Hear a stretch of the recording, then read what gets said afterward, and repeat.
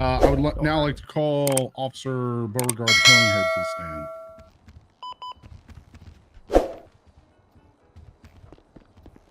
They whiffed on me, dude.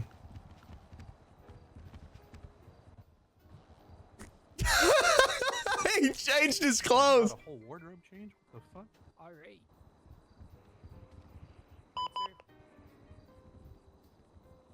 That was his idea, by the way. What the fuck? I didn't even see him change. Just please put your hand on the Bible. We're gonna go ahead and swear you in. Do you swear everything you say today is going to be the truth and nothing but the absolute truth? Yes, sir. All right. Please take the stand.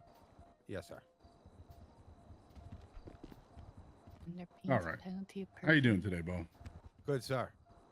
Could you please state your name and rank for the court, please? Beauregard Hillinghead, officer with the LSPD.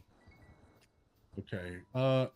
Let's start with, can you recall the day that Officer Webb was stabbed? Can you run us through a little brief how your day was, what you did that day? Sure, sir. So day was good. Thanks for asking. Up until I found out one of my colleagues was brutally attacked and almost taken of his life down at Vespucci Beach. So myself and Dante Valentino had just been out on a routine traffic patrol, and we had an incident where a jaywalking individual and our police cruiser had almost, collided. And we had made contact with that individual. I knew nothing about him, but what stood out to me was his eye patch. The gentleman had an eye patch on, just like I do here, but on the opposite eye. I showed him this little trick, portrait mode landscape. We won't get into it. Anywho's, so we get to talk to this individual. It's a very jovial conversation. Eventually, we laugh and have a good day. So, all right, have a good one. We get back in the car, and all of a sudden, Valentino parks up in a way I've rarely seen him park up in the past.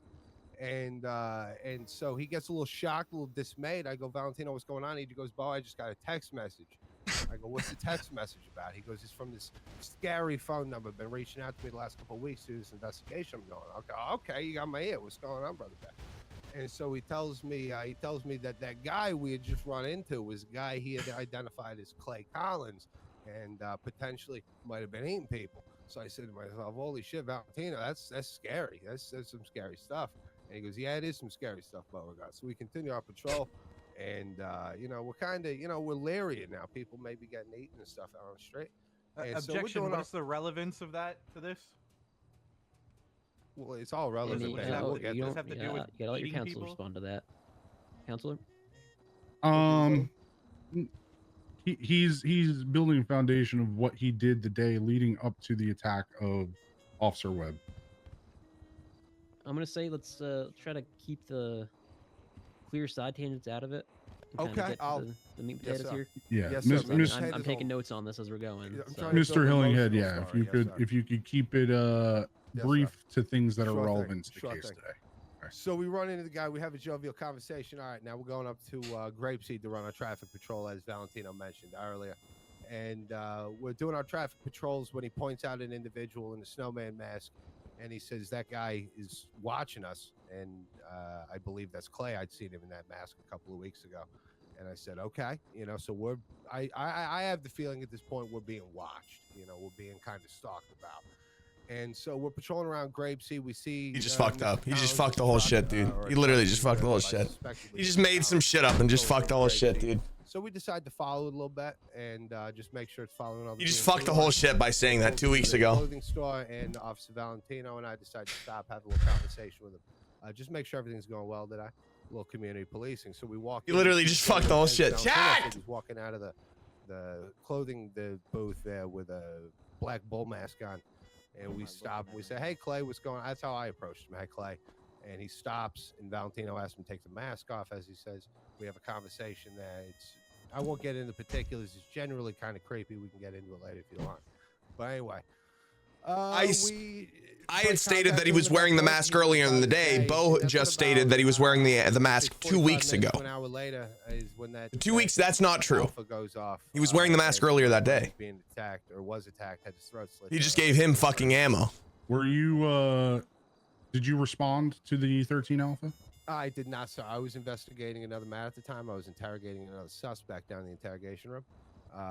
We saw another absolute horde of officers headed down there. They were sufficient at that time, so we decided, we were going to stay with what we were doing. Okay. And when did we bring Mr. Collins into custody? Okay, so we brought Mr. Collins into custody after Valentino and I had gone down to the hospital. We got a statement from Mr. Webb. Objection asked and answered already by the previous witness. This is a whole different witness. He can still ask. So we Fuck, boy! The statement from BJ's boy! Valentino had got a text message of the location down the south side. I'm just kidding, chat, by the way. I don't. So, did you go with him to the pinged location? I'm just kidding. Yes, sir. Okay. And what did you see when you went to said location? So Valentino, like a hero, first one in the door. We saw the sandy footprint outside the door. So he decided, this is a good spot to check out. So he goes through the door, and we both immediately see the blood strewn across the wall, and then there was a message written in blood. Like Valentino had stated, I don't remember the exact message myself, but it was basically with the intent to either hunt or harm lone individuals. To your knowledge, whose DNA was inside said room? So yeah, we collect a sample of DNA, we get it run, it comes back positively to Mike Webb. Okay. And the phone that sent the ping location, do you know, to your knowledge, who that phone is owned by? Dante Valentino told me it was the same phone that had reached out to us earlier when we had run into Clay at the jaywalking incident, and it was the same phone that had reached out to him 2 weeks ago. It was the phone owned by Clay Collins. Okay, so owned by Clay Collins sends a ping location. When you get to that location, there's DNA to Officer Webb. Okay, all right. Now let's that's terrible. I'm sorry that you had to witness that. Now let's move forward to when we had Mr. Collins in custody. To your knowledge, do you know what was on his person? I do. He had a handgun on him. He had a knife on it with trace amounts of blood, and a cell phone. Well, 2 cell phones. That's what drew my eye. One cell phone, I don't really mess with. You know what I mean? Okay. 2 cell phones. I say to myself, well, that's strange. And this guy's also being looked at for all these other things. Maybe I checked the SIM card, the number associated with it. That number was the one that had been reaching out to Valentino. Okay, I'm just trying to make sure I stay on track. So, did you say there was said there was a knife on him, correct? There was a knife on him, yes, sir. Okay. And Leading the witness. do you know? Is that an objection? That is an objection, yes. What was the objection? Sorry, I didn't hear you. He was leading the witness with the last question. What was the question one more time? I said, do you know if he had a knife on him? But you also said correct right after that. Okay. I could rephrase if you'd like. Yes, please. Did Mr. Collins have any weapons on him? He did. He had 2 weapons on him. He had a handgun registered to him. He also had a knife, like I said earlier, with blood on it, trace amounts of blood. Okay. And so with that knife, did we run that knife through DNA to see if it came back any blood match or anything like that? Of course we did. Yeah, no, absolutely we did. Because in this state, everybody's assumed innocent until proven guilty. And Mr. Collins had spoken to me earlier. He said he liked hunting. So I said, maybe this is animal blood. So we run the DNA. No, it's not animal blood. It's Mike Webb's. Okay. So the theatrics. Just he's gonna drown himself in theatrics. Here, so we get a ping from a phone that comes back to Clay Collins. Okay, it sends us to a location where Mike's Webb blood is. We get Clay Collins in custody. He has a knife with DNA to Mike Webb on him. What else did he have on his possession? You said that cell phone. They the get 2 cell phones. Yeah, the second one. Did we check to see if either of those cell phones came back to anybody that we may have known of? Yeah, we checked the number, and I also handed the phone directly to Valentino, and I said, make sure this is correct and make sure you see the same thing I do. I didn't want to say the number to him. I wanted him to verify it. And he verified the same thing, that it was the number and the phone that was owned by Clay Collins. Okay. All right. don't think I have any further questions, Your Honor. All right, that's it for this witness. You may step down. Actually, no, wait. This is the yeah, the yeah. defense. Sorry, Let the excuse defense myself. give me hell, Your Honor. Cross-examine. Sorry, for some reason I thought we were still on the first witness for a second. Thought that was redirect. Sorry about that. Same outfit, same outfit, same outfit. That's the problem. All right, go ahead.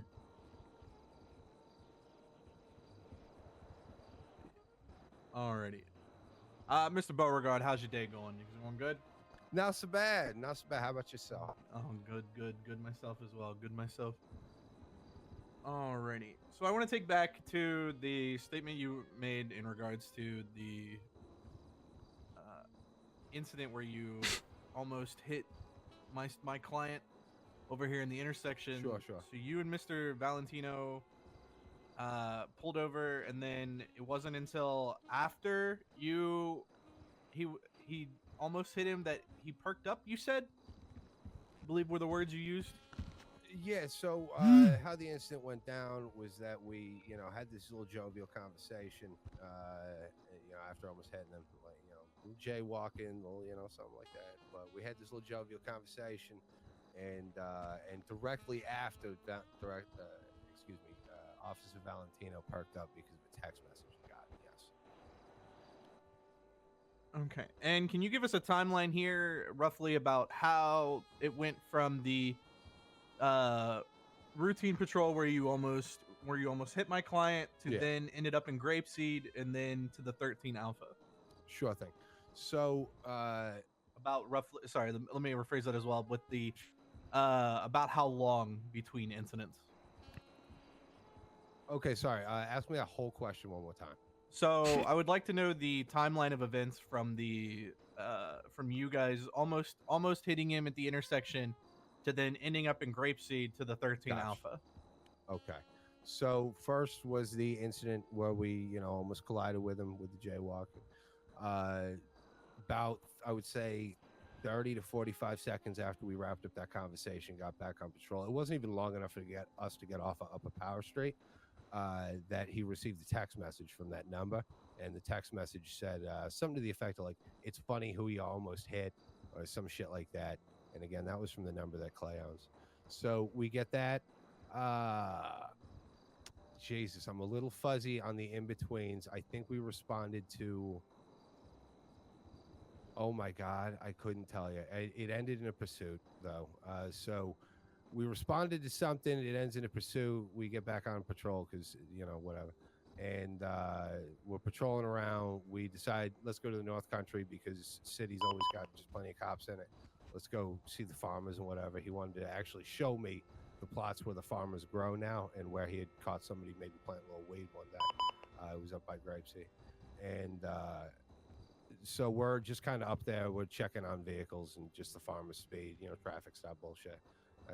Traffic stop nonsense. And that was when, we did the traffic stop that, we were doing that. We seen the guy in the snowman mask who Valentino believed to be Clay because he was wearing the same outfit. Let me correct that. I'm not sure if he was wearing the same outfit. It was the same snowman mask, though. Seeing all that, just kind of lurking, watching us building the fence or something. And that's when we were in Grapeseed. And I just want to clarify based on the previous officer's statement. So you, in fact, did actually have a conversation with him at the Grapeseed clothing store. Yeah, we did. It was just like I said, community policing. It was not an official conversation, And that is when you witnessed him purchasing a bull mask. Yeah, he was walking out of the fitting room with a bull mask on. He was going to leave the store. We were just walking into the store. Like I said, hey, Clay, just as like a passing thing, see if I could get his attention. Because I thought he might think it's weird if I knew his name and he didn't know who I was. Because now I'm perked up on cannibalism, you know what I'm saying? So, I'm just trying to play some tricks myself. And so in response to that, like I said, that's when Valentino asked him to take his mask off so we can have a little conversation, a little talk. And we just having a little jovial conversation. What are you getting into today? What do you like doing? What are your hobbies? He says he likes hunting, Things took a little creepy turn, though, when I said, what do you like to hunt? And he goes, I like to hunt bear. And we "Oh, that's not bad. That's a dangerous game." And he goes, "Yeah, I get really exhilarated. I get really excited when the prey is up on two legs." And now it's kind of funny to me. I said, "Wow, Clay, that's a wild statement to make. You're not." It sounds like I referenced that book, The Most Dangerous Game. Who wrote that one? I couldn't remember at the time either. I remember I was trying to ask him who wrote The Most Dangerous Game at the time. He didn't know, but he'd read the story. The Most Dangerous Game is about hunting people. Anyway, so I said, "You're not doing some dangerous game type stuff, are you?" And he goes, "Nah, I'm not hunting anybody." And then there's a brief pause, and he goes, "Right now?" And I go, "What do you mean right now? You know what I mean? What do you mean right now?" And he goes, "No, seriously, I'm not, basically conversation keeps going like that in this kind of little comedic twisted fashion. And I go, "Okay, I've had enough of this. This is kind of getting strange to me. I wouldn't, go saying this to other We're just gonna let him fucking because tell a story. People. And we left him at that time. Yeah. And then, like I said, about 40 minutes later, 45, about an hour later, maybe, that's when that alpha went off. I would, but your business is all up in my business. So within an hour time span is from the grapeseed store to the 13 alpha. Yeah, about 45 minutes to an hour. Yeah. And at the time of the grapeseed, my client was driving a truck. You said. Yeah, I believe it was something to do with the farming he was doing. He said, I don't know, farming truck maybe. Thank you. Now, so you responded to the beach scene. Officer Valentino was not with you? I did not respond to the beach scene. No, me and Valentino were actually working that same little investigation together. We had actually decided together that they've got plenty of officers going down there. We don't want to overload the numbers, so we're going to keep working on things. Okay, and roughly about the time span from the 13 alpha to you going to the docks area, what would the time frame would you say that is? The docks area. You mean the south side where the little torture the area south was? side. Okay, yeah. So honestly, I couldn't give you an accurate time frame because the 13 alpha goes off. We don't respond to it. Another maybe 5-10 minutes go by. That's when Valentino got the call that he was the emergency contact to Mike Webb. And like I said, I was riding with Valentino, so we immediately just head over to the hospital. We get his statement, maybe 5 minutes. It took us 5-10 minutes, maybe get his statement. And when we were exiting the hospitals, when we were wrapping up the statement, we weren't even leaving yet. I was still asking questions. Valentino got that ping from the mysterious number that we knew was Clay Collins. And he said, "Hey, I got something right now. We got to go check out. And it might be related to this." And I go, "Okay, baby, let's ride." So we get in the car and we head down the south side. We see that little sandy footprint outside the door. And like I said, Valentino's kind of a hero. He goes in first, man. He goes to that door first. We just see blood on the walls, baby. Blood on the walls. Blood. Okay. And then how long after that scene at the torture room did it take you to apprehend my client, Clay Collins? So we had wrapped up at the torture room. I think we were down there probably processing that 15-20 minutes. During that, we're like throwing out theories as to what could have gone on. We're actually like at that time, I would even say I'm almost trying to rule out. Like, Bo's actually doing a great job right now because he's just making this muddy. Like so if you look at the two, it's just being allowed. It's being allowed, right? You've got Carter, who asked very clear, concise questions. Bo answered very clear, concise answers. Webb mentions Defense has come up, and he's getting fucking flowing stories. He doesn't give a fuck. He's probably sleeping right now. With the ping location, we knew Clay Collins was a strong person of interest in the case, if not our prime suspect. So timeline-wise, I would say 35-40 minutes. And that's when you apprehended him at Up and Adam. Yeah, I would say 35-40 minutes, 45 minutes maybe. Because like Valentino had stated earlier, we knew that he would be up there for a second job interview. And I was one of the two officers that were left there when the other officer had gotten stabbed. Unrelated incident. Valentino breaks off to go process. I was one of the 2 officers left there, and yeah, when Webb shows up, or not, I'm sorry, not when Webb, when Colin shows up, does his interview, I show up there as he's leaving, and we, just go up there, and I get out of the car, and I say, fucking Clay, I'm sorry, I didn't mean to swear. I didn't mean to swear right there. I'm sorry. I said, Mr. Collins, at this time you got to come with me to be entertained. I got to ask you some questions down at the station. And he's kind of confused in this moment. He goes, okay. And I go, for your safety and my safety, I'm going to be putting you in cuffs this time. And he goes, okay. Lets me put him in cuffs, no problem. And I go, okay, now before I put you in the cruise, I'm going to feel you down for any weapons, anything that could potentially be a safety risk to us. And he, okay, all right. He's still kind of confused. And so I search him. I find that knife with the trace amounts of blood on it, which is suspect to me. We find the handgun, totally owned by him. It's fine. But because of the blood, we continue to search his person, where I find that second cell phone. We take him down to the station for questioning. Okay. And walk me through this questioning, please. So the questioning was pretty basic, honestly, in terms of interrogations. We didn't really do any kind of special tactics, read technique, none of that. So we just kind of went in there. We were just very blunt with him. We just started asking questions while the forensics were being run on the knife. Where were your whereabouts today? All that kind of nonsense. He had attorneys present. They were pretty adamant that he doesn't, that he remains silent. He exercised the right to remain silent. I don't remember really any pop out particulars of the conversation. Yeah, it was just kind of normal questioning with just non-answers. Okay, so nothing regarding during this line of questioning was particular to you. When we got the knife back from forensics, we questioned him a bit further about the knife and his possession of it. Nothing stood out at that time.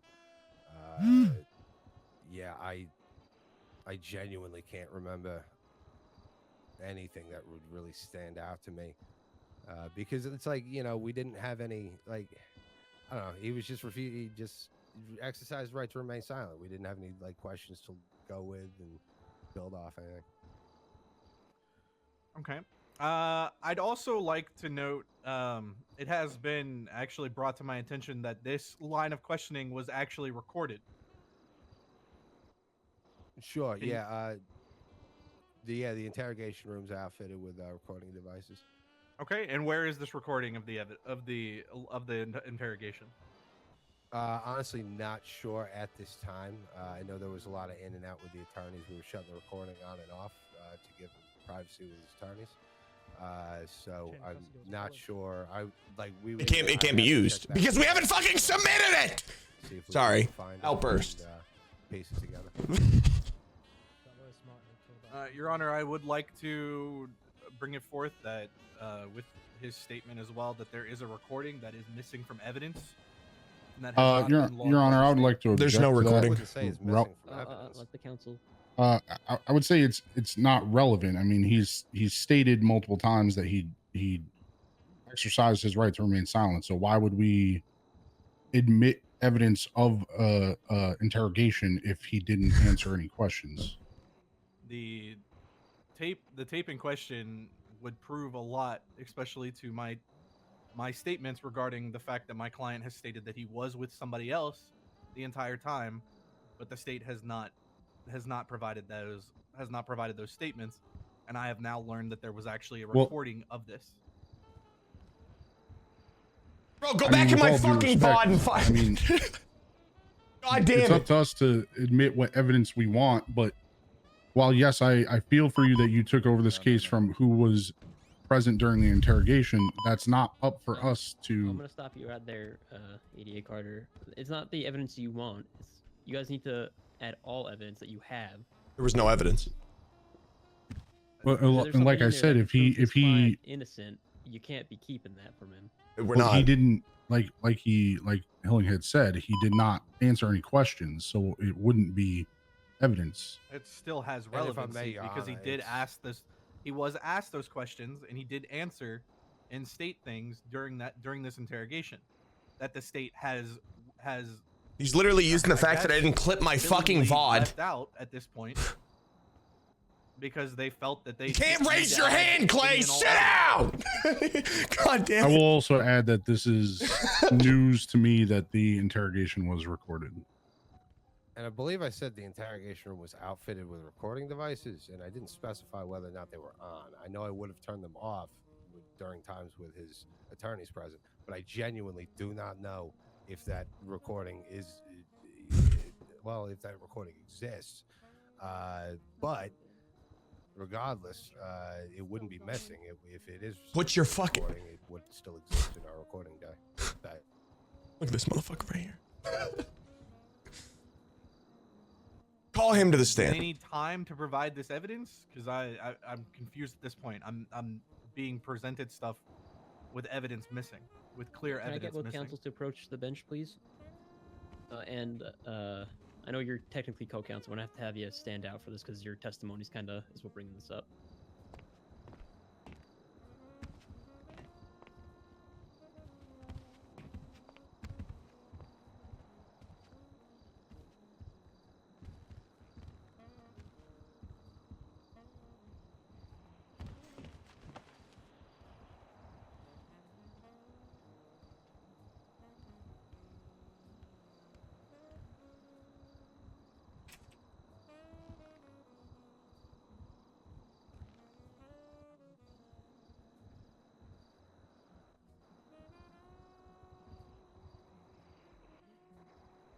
Yeah, if I heard that correct, that's a direct Brady violation. Yep. This should be dismissed with prejudice. Yeah, that's why I want to see what they're gonna do that right now. Yeah, that's a dismissal with prejudice, because There was no withholding. There was no intentional withholding. put that into evidence, and the Mhm. remedy for that is a sanction against the prosecution. Especially if they interrogated him. Interrogating without recording, and then they've got the recording and not. Yeah. Yeah, That's that's an absolute Brady violation. Mhm. When I heard that, I was like, "Holy shit, no way!"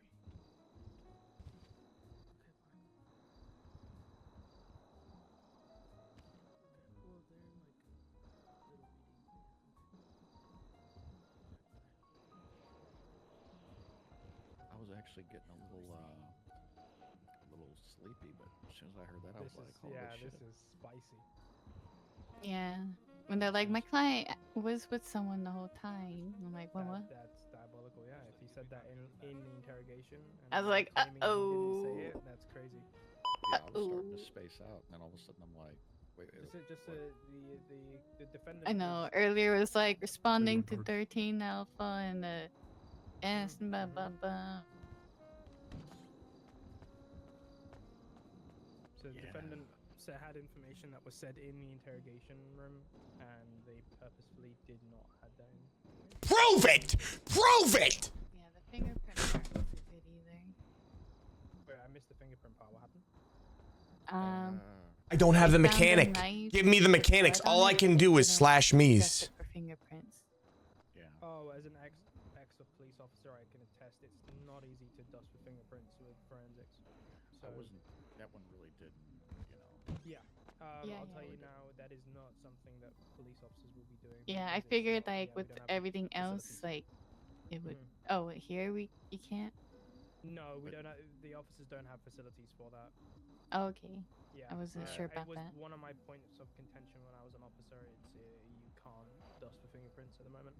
But I mean, so you can dust for fingerprints. Let's say someone was robbing a store and they left fingerprints at the store. You have the likelihood, a chance of finding a fingerprint. No problem.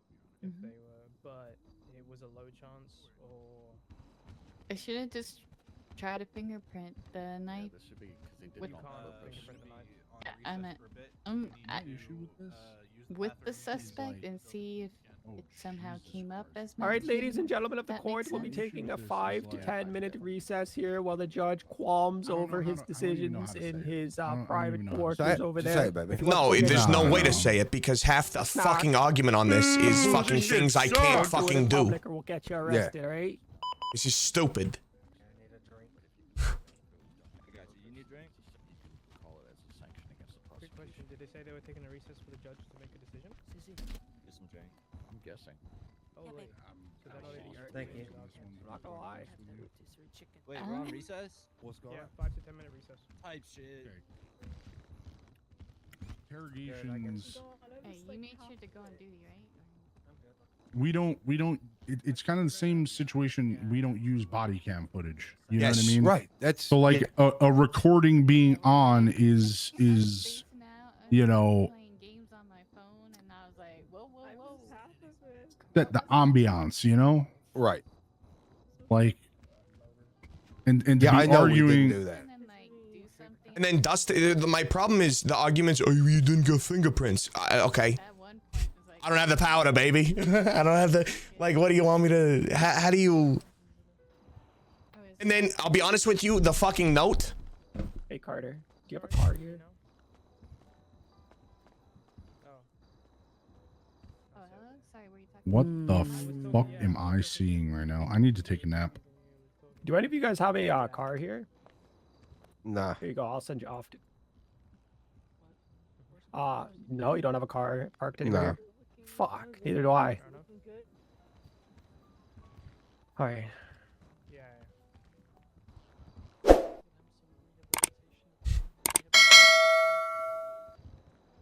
If we lose this on that, I'm done with CID.